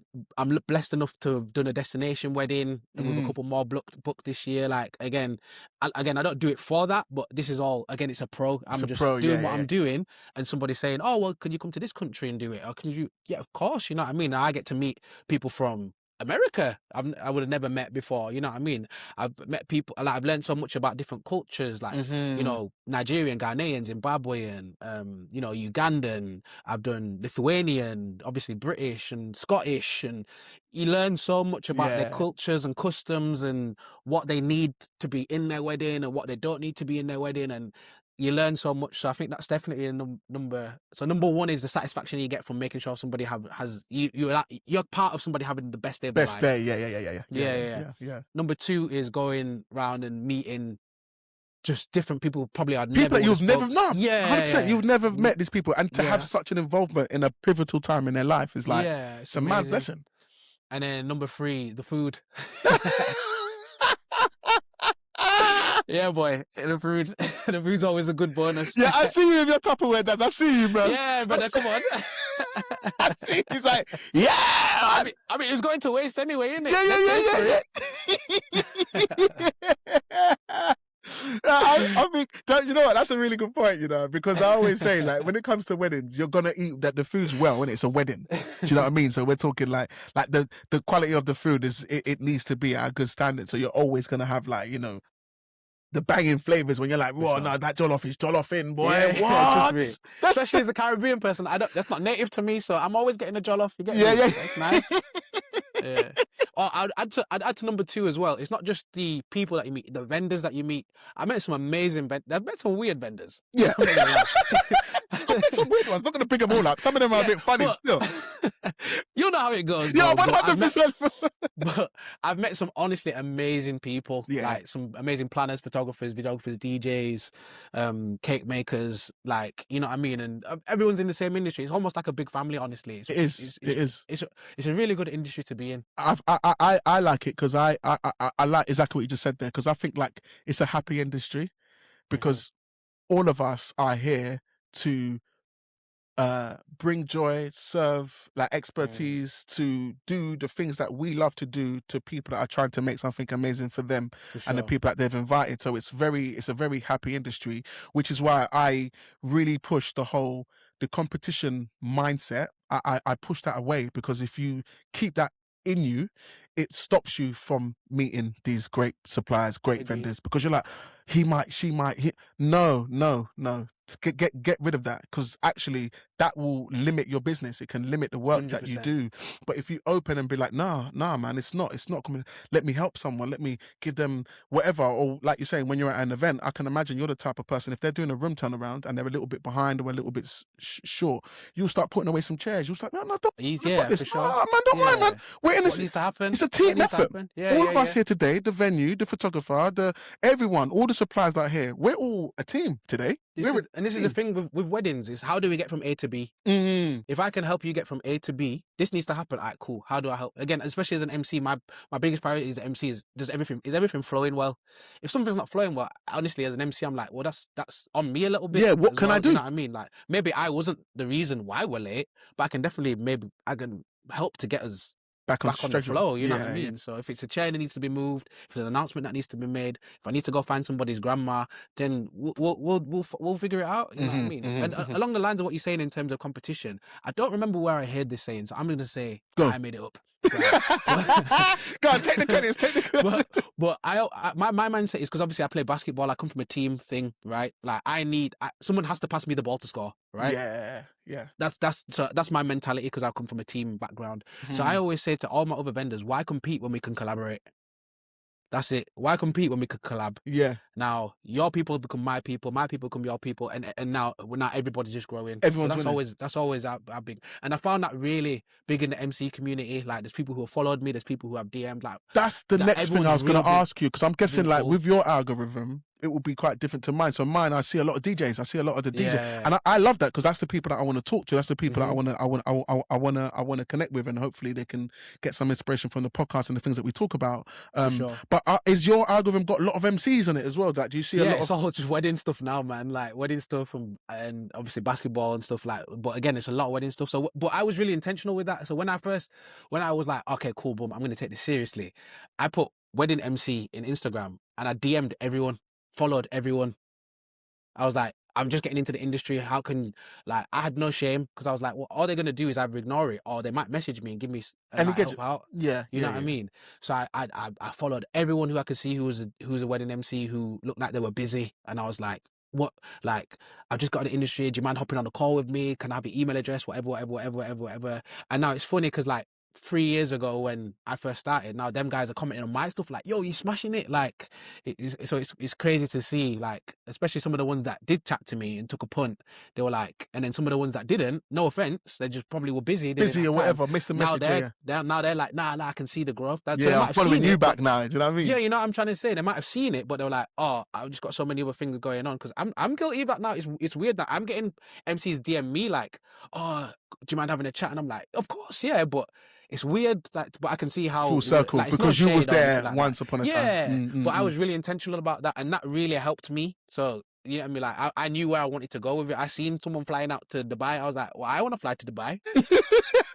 Yeah, and then asking the question, "Yo, bro, how did that happen?" You know bro? what I mean? This is what I'm trying to say. There was a day where you didn't have no bookings. What did you do? You know what I mean? And you know what I mean? How do I price? What do you do? What do you like? Give me the game at least. Like, I don't need you to tell me How to every play single it? facet Yeah, of yeah, yeah. what's yeah. going on. But you know what I mean? So I was really intentional about that. But as I said, a lot of them were really supportive, and all of them really. And luckily enough, there's like a little community of MCs and stuff, like the WhatsApp group and whatever else, and everyone's real cool. So again, when I can't have a gig, like I know now, right, boom, I can send this person or I can do that person, and then sometimes that comes back. You know what I mean? Someone will say, "Oh, I can't do one. Like, I've recommended you." You know what I Yeah, mean? and you're like, "Brilliant, I'm available that day. Great, this is fantastic, man." Yeah, for sure. Preach inquiry. So yeah, man, I want to echo that again, man. The competition mindset doesn't support your growth. If anyone's Facts. listening, the mindset of the DJ next door, the DJ down the road, the DJ in another city, or someone who's got more followers than you, and that mindset is not gonna help you. And I know Facts. for some people they'll 100%. be like, "No, I don't believe that." And I'm like, I just the amount of times I've said it on this podcast, and I'm glad that you've just brought it up, Daz, because like I want people to hear in multiple other ways how it's benefited them. And exactly that I think you just said is the exact same for me. I've had people send me bookings, and I've sent people bookings 100%. Like, you know, have the booking, like go and do a job, because I know you'll do a good job of it, and I can see, I know you're good, so boom, there you go, and then vice versa. So then if you have more people like that, like you say, collaboration over competition, even though some people think it's cliche and stuff, I believe it. If you've got 5 other MCs or 5 other DJs that you know that are on your par, on your level, like you're both about the same sort of, like, you're not even about the same thing. You're both about making events great for people that need this service. 100%. If you have 5 people that you have a little network with, and you're all like kind of, that can be more stronger than you seeing that I've got 4 enemies or 4 people that I need to keep my no. I will say this as well. Like, I think one thing you can do, one thing that really helped me was taking my pride out of it. Yeah. And like, "Oh, I'm this, I'm that, or I'm not this, I'm not that." I said, when I DM'd all these guys, like there was one guy who was pretty busy. He got back to me. I always think it's funny because he was like, just email my assistant. I was like, "Rah, this MC's got an assistant." So again, even that's already opened in my mind. I'm like, "Rah, this is where this can go. This is where it can go." Yeah. So we've jumped on the call now, and then he's giving me some game. He's giving me some game. He was like, we got onto like how much we charge, and I know you're big on building businesses and building people's business, and a lot of people undercharge in this industry. A lot of them, and it's not because of they're not valuable or whatever else like that, or overpriced. It's just there is for excellence. You know what I mean? You don't undervalue yourself. No, correct. Right? So. I told him how much I charged at the time, which was like a pittance because I'd just started. And he was like, new. When I started, like my first gig was like £100. Yeah, all of us do. You know All of us do. Yeah. And then he was like, "Oh, but I don't really get out of bed for less than £1,000 these days." I was like, "What? You're like a bag of sand, yeah? Is that what we can do?" It's like, I don't get out of my bed, like. Yeah, I mean, it's like, I don't really, like, someone else can have it. And I was like, what? And then, so the conversation kept going, and then he was talking about bookings, and he was like, I've probably got around like 70, 80 bookings this year. And I was like, wait a minute, let me do the maths. Calculator, right? Wait. So carry the one. Right. So the minimum is this. So the minimum you're taking. This is what I'm trying to say. So, but again, if I would have not buried my pride and been like, "Yo, bro, I'm nobody. I need to speak to you, who's a somebody," I would have never known the scope of these things. You know what I mean? And I'm not to say that I'm sniffing my nose at anything less than £1,000, but I'm just like, "Oh, cool, bro. This guy's been in the game 10+ years, and this is where he is. Like, these are the things that are possible, and it's really opened my eyes to having a chat with some of these people." So yeah, properly encourage people to, like, if the direction you want to go is to be a mobile DJ, wedding DJ, corporate DJ, whatever it is, and you see somebody in your network who's doing these things, bro, send them a DM. You never know. You never know. Like you said, they're either gonna not respond to you, and you know, there's lots of reasons why. They could be busy, they could be this, but it's either that you're not gonna get a message, or you are. Yeah. That's it. It's going to be either a yes, a yes or no. So shooting your shot, like, do you know what I mean? A DM, it's not going to cost you anything. That's you know, it. be polite, be respectful in a DM. Do you know what I mean? Not just. And the value on the back end of that, though. Whoa, you can't put a price on some of this stuff. That's. Do you know what I mean? You can't put a price on, like, if someone was to you're having a call with someone, and you know you're a new DJ, you're a new host, and you say, "Oh, look, man, I'm charging £150," and they might tell you, because you might be like, yeah, they'll look at your thing and they'll be like, mate, the minimum you should charge is 500, and you might be like, oh, I'm not worth 500. He's like, bro, you are. I'm looking at the stuff that you do, and just that call alone has now, if you get 10 more bookings and you're charging an extra £200 more, that's another, you know, 200. Not what 200. That's another 2-3 grand extra that you're gonna earn that year just from that quick conversation with somebody.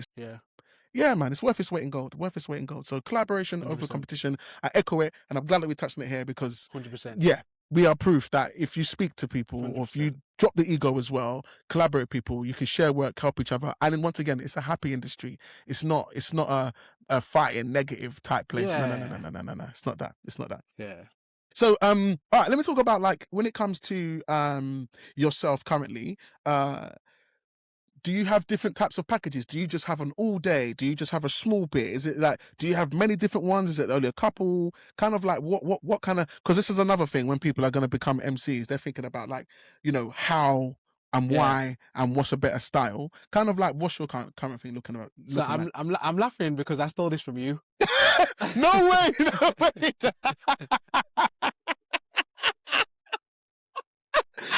And you would have never known this. I would have just gone my whole life, and you would have never known this. But I actually stole this from you. Okay. Go on. So when I first started, I didn't really know what to expect. Okay, so when it comes to MCing, there's kind of two aspects to wedding MCing. There's the wedding breakfast kind of host, and there's the after party hype man kind of thing, right? Now, I didn't know where the line blurred on those kind of things. Correct. So if I was like doing a wedding, I would just say, oh, this is my price for the wedding. Now, if I could sneak out early, I would sneak out early. But you know what I mean? Like, there was no kind of structure as to this time like, to that. Or if somebody would like, all right, you staying here till midnight? And I'm like, oh, yeah, I guess I'll stay here till midnight. You know what I mean? Like, there was just, because I was just figuring it out. You know what I mean? I didn't know there was a structure. So what had happened was, I think I was following you and you were mentioning your packages and what you do. Like, you've got a gold package, a silver package, whatever else it was. And you had like a 4-hour package, a 6-hour package, 8-hour package. I can't remember exactly what it was on the time, but that kind of made me think, okay, I can kind of structure my thing the same bit, because obviously if there is 2 distinct parts to a wedding, they might not need the after party. They might not want that part. They might not even want it. So then how do I price it to a point where it's like, okay, well, if you don't want it, this is what it is. Or maybe they just want me to stay for an hour or so just while they're eating, and then get the party going and then leave. You know what I mean? There's all, it needs to suit the client. Client, correct. Yeah.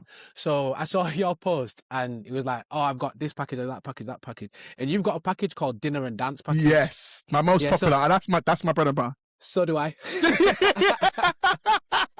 That's my bread and butter. I love it. I'm about it. We do a full day. Like, there's another bigger full day one, but I prefer the dinner and dance. I want to come through and shell from then into the end. Yeah, for sure. Yeah. So I kind of structured my, again, speaking to a few different MCs as well. Because again, one of the MCs that I speak to, Hold Tight Folly Fresh, I was on a call with him and a few other MCs, and he was like, the bulk of what you need to do in a wedding can be done in 4 hours. Yeah. So your main package needs to be 4 hours. 4 hours, yeah. Which is from the end of cocktail hour, so to speak, till your first dance. Yeah. So that's kind of my dinner and first dance. I call that my package. Okay. I'll do all that. We'll have fun. We'll play some games. We'll do some different things, all during the sit down. Then when the DJ starts, I'll hand over to him, and hopefully I'll hand over a very warm crowd so the DJ can do his job. Yeah. Right. Yeah. Yes. And then, so I kind of stole that from you. I'm not gonna lie. No, say no more. Big up for saying that, bro. I would have never thought. But I need to say, now you said that, I need to say where I got it from, because if we're gonna do it, my guy, Ewan Lawrence from Talent Entertainment in Scotland. Man. Big up Ewan's a jack. Yeah. Bro, that guy, he's you another guys need one. a show, man. Honestly, you guys need a show, because honestly, I loved you two's podcast. Bro, I've heard that so many times. He was the first one on my YouTube to get the views. He was the first. He was the first one when I was like, Yeah. you know, like when you're growing on YouTube, it's hard, bro. YouTube is Instagram, TikTok, yeah, but no TikTok, yeah, we can play. Instagram, why it's a grind.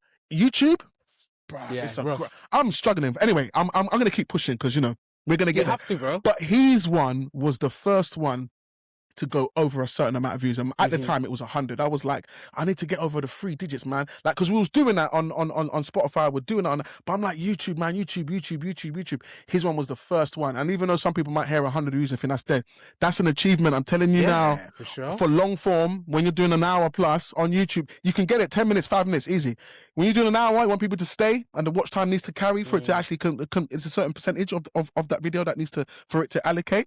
Oh man, he was one of the first ones to have multiple comments. I remember I was like, oh my god, there's like 6 comments.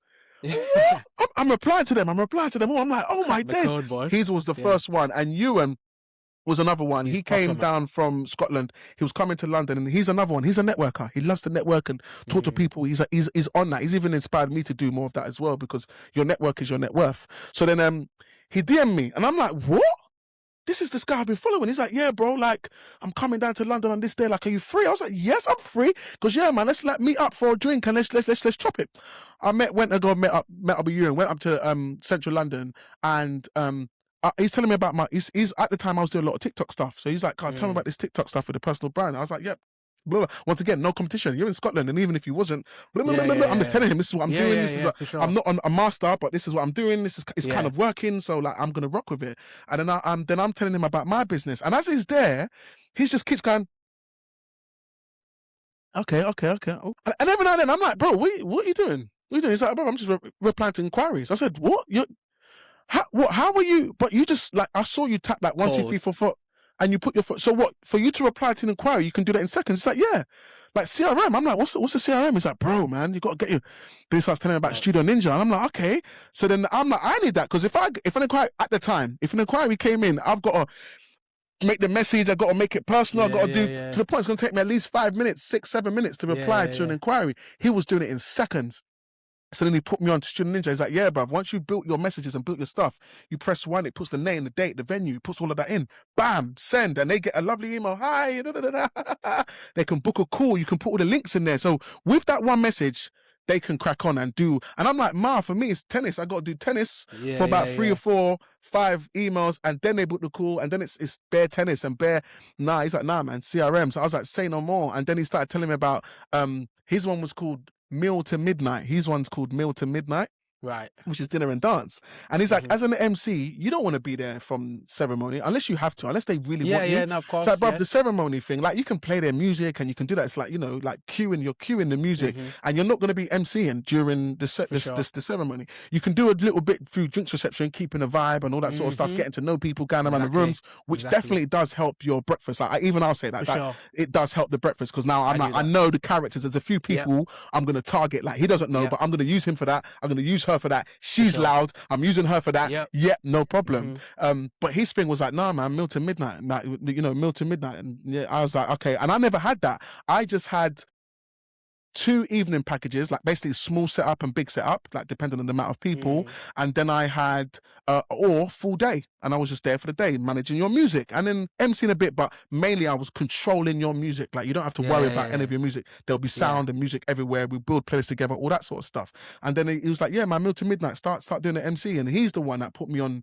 Then I came up with dinner and dance is already like a theme that they use for like gala dinners, and I was like, that works perfectly for me. Dinner and dance, like and now that's my bread and butter. That's the one I want to sell. Evenings, I don't mind an evening. Before evenings used to be like all of it, but I don't mind just coming and just shelling it. And I come in big energy, like, you know what I mean? It's beautiful thing of the day, and I'm like, time to entertain. Now we're gonna dance. We're gonna do the first dance, and we're gonna rattle on it to the end. But with the dinner, with the doing the MCing from the dinner time, once again, it really helps my business in terms of a financial standpoint. It really helps the service that I'm able to deliver, because you can understand the people a bit more, and it really pops off the evening. So it's the gold. It's the gold standard, man. It's definitely the gold standard. Yeah, for sure. And, 100%. So I'm so glad that you mentioned that. Do you know another thing as well, which I think's crazy, is that for the first time this year, I've been booked just as an MC. Oh, Yeah. congrats, bro. That's awesome. Bro, I remember I was like, even when I took the booking, my missus is there. She's like, so what? You're not? I'm like, babe, I'm taking a microphone to this gig. Yeah. Jeez, that's gonna be the big thing for you guys. No speakers, no lights, no cables. No cables, Dad. Bro, you can put that in the pro section as well. Yeah. Just that is it. That's just done. No cables, no nothing. I just rock up. Or even I think I might not even bring them. I might, because depending on the venue. Who are the DJs? I'm just gonna rock up, and I'm like, I could have a bike. I could have like a little moped and just no gear, no nothing. Just rock up, park up, and be like, all right, I'm ready to go. Yeah. All right, let's introduce that. So yeah, I'm looking forward to that. And even with that, they booked a DJ from before, and then they similar to that when people follow up on your content, and they see something and they're like, yes, we need this. We need this. Do you know what I mean? And it's a Nigerian and Caribbean. And the same thing that, as I know you're gonna know, Daz, sometimes Nigerian and Caribbean people, they can be hard to manage if you don't know how it's done, and time will disappear. 100 will disappear. Time is more of a concept to that crowd than an actual structure. Yeah. So they're like, no, we need someone that's going to control the people. It's like, my auntie, my sister, she don't listen, but she needs to be done in a way. It can't just be someone just like, it needs to be done in a way, and it's rapport. Do you know what I mean? You build the rapport with people, and then you can command the people in any style you want, and they will listen. They won't look at it as like, who are you telling? Who are you talking to? It won't come across like that. It will 100%. come across in a professional way. So yeah. Looking forward to that gig, bro. Nice, man. Good. Yeah. You're gonna shell it. You're gonna smash it, bro. Trust me. And do you know what's really good as well is that my focus is going to be a bit different there, because now I'm just doing this. Like, I'm excited to what I can deliver for them, because it's going to be very different to what I've normally got to think about the music. But now I've got to, even when it's going to be the weirdest thing is going to be leaving. So I've done it, like you're saying, I've done it until the first dance, because they said like, when do you finish? And I was like, well, I will do what I've seen other people do. When they do the first dance, they hang around for a bit. After that, half an hour, I'm dipping. Yeah. If your first half is 7 o'clock, 7:30, what you're telling me 8 o'clock? I'm gonna be on the way home. I've never, unless it's a daytime gig. I don't really do much, like daytime parties or whatever. But I've never left a venue. It's gonna feel weird. I'm not gonna be like, but music's playing and I'm leaving. Something's wrong here. But I'm looking forward to it. It's gonna be a new experience for myself. 100%, bro. You gotta let me know how it goes, bro. You're gonna you're gonna be the first person I phone, bro. If you're not working, I'm like, hey, that's I might hang up the decks, you know, bro. I might sell the equipment. I'm done. I'm not doing no more that. Yeah, that's it now, bro. I'm just turning up with a microphone, bro. That's it now. So yeah, man, you're definitely gonna hear about that. All right, Daz. We're coming to the end of the pod. But before we get to the end, what I want to know from you, I want you to imagine, Daz, that for some reason, you've lost all your socials, all your bookings, your brother quit DJing. It's done. Like, there's no more, in terms of Daz the MC, you've lost all your followers, all your connections, all your recommended suppliers, all your reviews, that viral video, there's nothing. Starting again. But you're starting again. What would be the things you would do in your first 2 to 3 weeks to try and get back, not even try, to get back to where you are today? What couple things do you think you would do in the first couple of weeks to get yourself up and running again as Daz the MC? What things do you think you would do, man? Right, first is trying to use your network. So that's okay, I'm just gonna go back to like when I first even started, because I was not doing nothing. Obviously I had a little bit of bubble around me, but I wasn't doing anything right. So the first thing was if I want to do weddings specifically, is who's getting married in my network. Okay. Right? I'm gonna go do your wedding for absolutely free. Nice. I'm going to go do your wedding. I'm going to go shell it. I'm going to get social proof. So one of the things that one of the MCs told me as well, it's like, again, you want to be able to prove that you are good at what you do. Correct. So you need at least 2 or 3 pieces of content from each wedding, which is probably going to be either a written or video review, a picture of you there, and maybe some content. You know, you might do a little highlight video. So that's 3. You know what I mean? So if you get 3 pieces of content from each wedding, that was my goal when I first started. Okay, get 3 pieces of content. I like that. From each wedding, right? So that would be my first thing. Is somebody's niece from you know, somewhere random getting married. Yeah, let me do their wedding. I'm coming to do it. Like whether you like, I'm getting at least 2 or 3 just in my network for that year. Second thing I'm going to do is I'm going to jump on TikTok and I'm going to jump on Instagram. Okay. And I'm going to say the same thing. My name is Daz the MC. I'm a wedding host. The next 3 people who book me will get it for free. Nice. All right. So you use your social now to pull it out to get the wider. Okay. All Smart. right, cool. I like that. Now, I would ideally I would do that after my first couple of free gigs when I've got some content. Ideally, but if not, I'm just gonna say who needs a free MC. I'm gonna put And it they out can on see the TikTok. quality. They can see the stuff that you've already posted. Yeah. So ideally, but if not, I don't think it's a deal breaker because I see other suppliers doing a similar thing. Or maybe a competition, like the giveaway and tag people in and stuff, because that's another great way of getting exposure, because you're like, give us your day, and it's only for people like it's only going to go to your target audience, like engaged couples. So that's the main thing you need when you're starting off. If you're at 0, is you need experience as well. Like, again, if you're saying to me, I'm starting with the experience that I've got now, then that's different than starting with the experience. You know what I mean? You need experience. Correct. Okay. So if you're saying I'm starting with my experience, then they're the first 2 things I'm doing. Who's in my network getting married? All right, I'm going to message, DM some people, right? Do you know anyone in your church getting married? Do you know anyone at your basketball team getting married? Do you know anyone, people at work, anyone at my work getting married? You know what I mean? All right, cool. You want to save some money? All right, cool. Let me do this. All right, have you got this? You haven't got it? All right, I'll come do it for free. If I can get 5 of them, that's 15 pieces of content already. Yes. At least. Bare minimum. At least. You know what I mean? So that's gonna start pushing what's called social proof out there. You need social proof. People need to come on your page and see that what you're talking about is true. Yeah. If that makes sense. Yeah, 100%. That's why I always think social proof. Now, if you haven't got no experience, it's the same process. You need to get in the trenches. You need to go and flop some weddings. Yeah, and that's why we do it for free. Because if you're gonna go and train at someone's wedding, it needs to be. If you do fail, you need to go and flop some events. You need to, again, if someone might have a paint and sip, go host it. Someone's baby shower, go host it. Someone's anniversary, go host it. You need to get used to interacting with the crowd. You need to get used to people heckling you a little bit. You need to get used to, okay, everybody's excited. All right, how do we bring that back down? You know what I mean? Like, you need to get your reps in. You need to get your XP points. You know what I mean? You need to get, bling, achievement unlocked and made everybody laugh. Cool. You know what I mean? I love that. Like, achievement unlocked.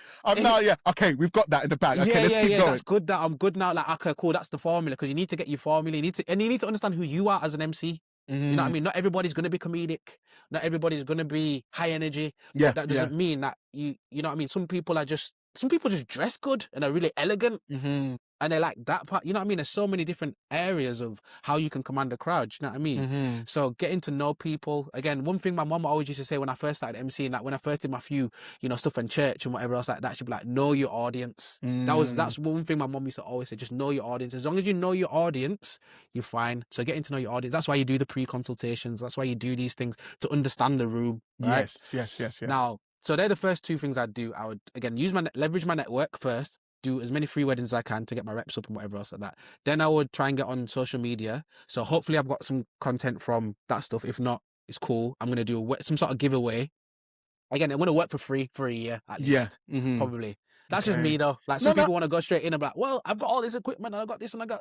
Nah. My first year when I first started, I wasn't thinking about money. I was thinking about exposure and experience and all this sort of stuff. Because all the rest of it will come. It's all going to come, 100%. As long as you don't stop, it's all going to come, right? So I'm thinking in my mind, I'm going to go for a year for free. That's just me personally. All right. If something comes along out of the blue and they message me out of the blue, yes, I'm going to charge. Yeah, because that's how I ain't set that. They've just come and they see your value. Means that's what I'm trying to say. That means it's starting to bubble now. So for example, when that video went viral, like I'd done a few free weddings, but that video went viral. It's like, oh, can you come to Kent and do my wedding? Yeah, it's this much. Now, and then, cause you know what I'm trying to say? 100%. That's how you get the bookings in. Bro, 100%. Right? The third thing I would do is exactly the same thing that I did when I first started. I'm DMing everyone in my industry. Anyone that I know who looks like what I want to look like and where I'm going to be, I'm DMing you. DM them, yeah. Connections, make that network, build that network. Yeah. I'm DMing you. I'm seeing, because again, that's really helped me in this industry. Building some connections with some people and all that stuff. And again, as I said, now I'm at a point where people who I was looking up to are recommending me for gigs. You know what I mean? They're saying that. I'm in conversations with, we had a tough choice between you and Tando. Oh, sweet. I'm in that conversation. You're like, what? Yo, Really? Yeah. I'm in that conversation. Great. That means I'm doing something. Let me just that's more encouraging than me than discouraging. Yeah. You know what I mean? Yeah. To be honest, that oh, this is bad. So that happened early on. I've told Darkozy this. Yeah. Yeah. I've told Darkozy this. So this is kind of what spurred me to get my brother involved again. Okay. A lovely couple, spoke to them, vibed with them. They were like, yeah, cool. They were down in London. So I was like, right, this is how much I charge. This is right, expenses probably going to be this. They're like, yeah, that's wicked. That's amazing. We just got to speak to one more person just to make sure. I'm thinking, yeah, I got this in the. That's my culture. Get a message back. Oh, we spoke to another MC and they had a DJ included, and we just thought, you know what, it was too good to pass up this deal. I was like, all right, cool. I was like, by any chance, could you just let me know who it was by any chance? So if I know, please, I know you don't want to, but just so I know, just so I know. Yeah, just so I know who it was. They were like, oh yeah, it was Mr. Tando and DJ Darkozy, and they did a package deal. It was too good to miss. I was like, bro, yo, we gotta get on this thing, man. This is never happening to me again. Never again. I need that package though, because it's business, isn't it? You saw this. It was a business opportunity that we missed because something was not inside the business structure. So we need to add that into the structure to make sure that that's not something. Yeah. Literally, that happened to me really early on in. So I was that's a good thing though. Because it shows it was a loss. It's not a loss. One, it put you on par with someone that you was looking up to at the time. Do you know what I mean? And you're like, what? Okay. But then, like you say, but no, it wasn't. That's not a bad thing at all because man, you're being put up against. Like I said, you're the only two teams I see. I don't see. I'm gonna keep looking, but I don't see it. I just don't. That was our origin story, really, is because I missed the gig. That's why I love a podcast. That's why you get to hear these little things. You know what I mean? But yeah, so that's the three things I would do. Hopefully, just recap. Okay, so I would use my network, and then I would leverage that, get some free gigs, get that all on social media, do some sort of giveaway. Again, I'm thinking about working for free for the first year. And then third thing, I'm building my network now. I'm trying to get in touch with all the movers and shakers. Like I even remember, I messaged a lot of wedding planners as well. I was like, oh, if you recommend me, I'll give you 20-30% off for the bookings. Bro, none of them DM me back. I remember I got a message from a wedding planner. And I was like, oh, cool, yeah, I'll follow you on Instagram. I went on the DMs and it was my message from 3-4 years or whatever it was, saying that I unsent it, so they couldn't see it. You know, you can go back on the message. Disappear that. No one needs to see that. What, did they see it? Nope. Say no more. Take it out. Wait, unsent. No one's seen that. Literally. But yeah, I went honestly because I was hungry to get in the industry and I didn't really know how to get into it. So yeah, I think if you do that, give it a little bit of time. Go. Yeah. And I love that. And the reason why I ask those questions is because there'll be someone out there that needs to hear that. Do you know what I mean? Like those things, if you can do those things, they will definitely help. I've always said, if I started a new business venture, even though I might be doing really well in something else, if I was going to start a new piece, I'm doing freebies. I'm going to do freebies. You have to, especially if it's a new remit, like it's a new type thing. When I started this brand called 247 Pop-Up, where I had this like DJ equipment, I could just pop up and DJ anywhere in the park and the field. And I remember I was like, it's such a new concept. It's hard to explain to someone. I'm like, I'm trying to explain that I've got a DJ setup that I can set up anywhere. I don't need any power. It's all battery powered. So I could be on a roof with no electricity and I can start a party. Speakers, like I could, they'll be like, how? I'm like, don't worry about the black magic. Just know that I can deliver this. But I was like, similar to what you're saying, social proof. I'm like, if no one can see it, they can't buy it. They can't. So then I was offering, free birthdays. I used to go to gyms, DJ in gyms and stuff like that. And I was just saying like free, man. If you let me come to your gym, I used to call it a power hour. I'll come and do a power hour at your gym. I don't need no power. I don't need no electricity. I don't need none of that. Just give me a little space. Give me a 2 by meter space where I can set up, and I'm just going to deliver to the people that was there. And then obviously every single gym was like, what, you're going to come and play music in our gym for free so we can have a live DJ at our gym for free? I said, yeah. They said, yep. When do you want? Just tell me. And then it was easy to get the work. Easy. Before you know it, it wasn't long until Fitness First was like, oh, hey, we're seeing that you're DJing in venues. Like, can you come to our place? This is now going to be charged because, Lloyd's, oh, you do this, we're having this event, we need a DJ. And then now you know what I mean, the free work can come. So yeah, everything you said there, I echo for anyone that is thinking about getting into, whether it is you're going to be a DJ or whether it is you're going to be an MC or if you're going to be both and you've got nothing, you're starting from zero. I think everything that Daz just said there will be a massive help, and you would look back in whenever it is and you'll be like, I started like this and then I'm here. Yeah. For sure. You just don't want to get lost in the sauce, because obviously, let's say a brand new DJ comes and looks at 247 and is like, oh my gosh. And then he's 6 months in and he's not 247. Then that's fine. You know what I mean? That's all right. You're on your journey. Don't get lost in the sauce. I think a lot of people think, oh, look, as you said, we make it look easy. Make it look easy. We make it look easy. They think that's because you've had, before you blew up, you're probably doing it 4 or 5 years. XP points are on serious numbers. Yeah, do you know what I mean? So what you're seeing is that experience. Similar to yourself, Daz. Like, so when that person was like, you know, you and Tando, even though you was early, you've been your XP points are crazy. They're at a crazy number. Like, you know, like if you could see it, like if it was a game, if it said, my base stats. Base stats. If you had your unlocked levels are mad. You're like level 100. You're like, I'm at a level, huh? Yeah, bro. Like, yeah, bro. When you did that 17, you unlocked seven's levels. When you did that, you unlocked more. When you did that, you unlocked more. And you're like, yeah, but bro, your XP points are there. So when you then come on, for sure. Yeah, of course, it was gonna happen. It was definitely gonna happen, bro. 100%. So yeah, big up to you, man. Daz, thank you so much, bro, for joining me on. Bro. This has been really good. It's been fun, sick, man. Yeah. Been sick. And I love another hour, bro. This was lit. Sorry? I said we could do another hour. This was lit. I know.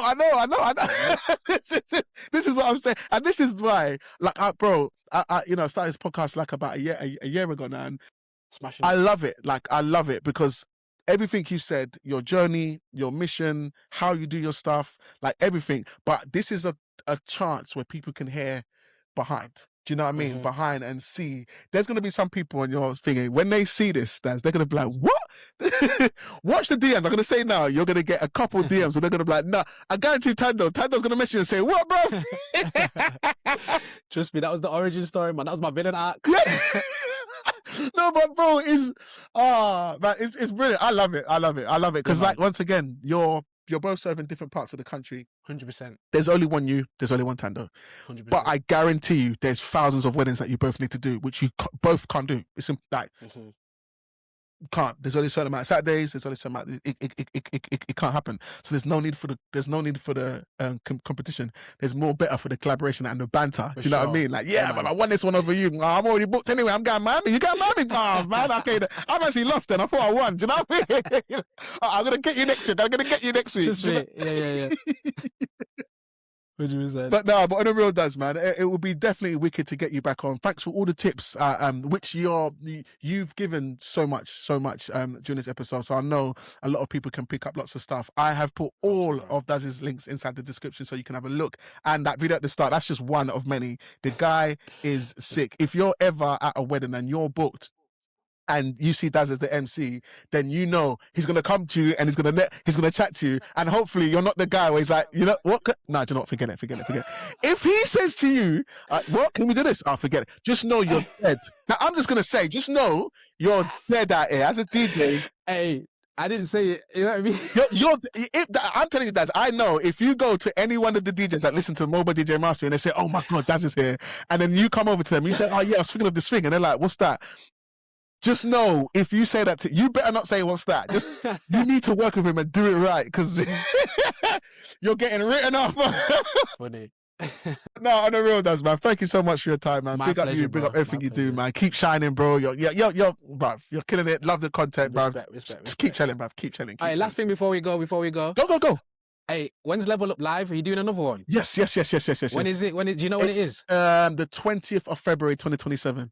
Bro, get your tickets. Everybody in here, get your tickets. Level Up Live. You need to be there, man. I'm trying to get my brother down with a few other DJs. Bro, it looked sick last year, man. Bro, Honestly, I wish I could have gone. I'm not even a DJ, and I was like, yo, I wish I could have come, bro. Because there's so much benefits, bro. There's so much takeaways, and with what we're doing this year, we're doing a bit of a hybrid. So we're doing we got all the evaluations from last year. Everyone wants more time because we did a 1-day event, but now we're gonna do 2-day event, and we're gonna do sort of like we're gonna mix the practical and the theory stuff. So not only can you hear why you're doing something, you're going to also learn how to do something. So you can leave. Cool. People are leaving that day with content, structures, hooks. Like there's so much things that Love we've it. got planned. Love We've it. got like but guest speakers. Yeah, we're leveling up too. As Level Up Live, we're gonna level up and also help Love that that. DJ. So Love that. yeah, man. Hey, if 28th you of need an February.